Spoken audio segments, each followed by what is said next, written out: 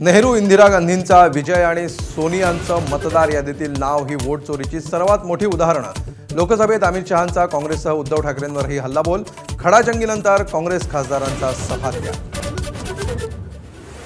शरद पवारांच्या वाढदिवसानिमित्त दिल्लीत स्नेहभोजनाचा कार्यक्रम। काकांच्या वाढदिवसासाठी अजित पवारांसह प्रफुल्ल पटेल उपस्थित।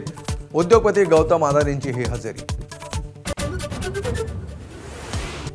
पुणे जमीन घोटाळ्यातील FIR मध्ये पार्थ पवारांचं नाव का नाही? हायकोर्टाचा राज्य सरकारला खडा सवाल। तर कोणालाही वाचवण्याचा प्रयत्न नाही, मुख्यमंत्र्यांची स्पष्टोक्ती।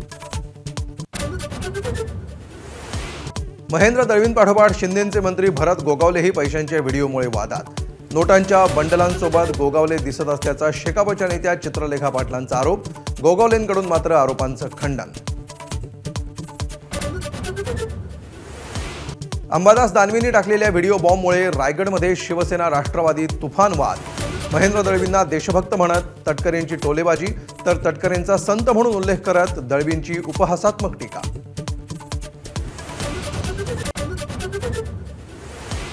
पडळकर आणि आव्हाड समर्थकांमधील राड्या प्रकरणी शिस्तपालन समितीचा गोपनीय अहवाल माझाच्या हाती। ऋषिकेश टकले आणि नितीन देशमुखांना 1 वर्षांच्या तुरुंगवासाची शिफारस। सूत्रांची माहिती।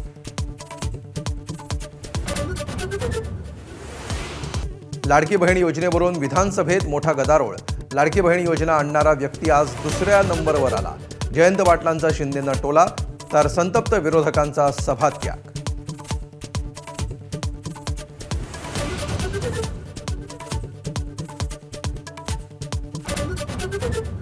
राज्यभरातील बिबट्याच्या वाढत्या हल्ल्याचे पडसाद अधिवेशनातही। आमदार शरद सोनवणे बिबट्याच्या वेशात विधान भवन परिसरात, तर बिबट्याला रोखण्यासाठी भिंती घालण्याचे आणि शेळ्या सोडण्याचे हे अजब सल्ले।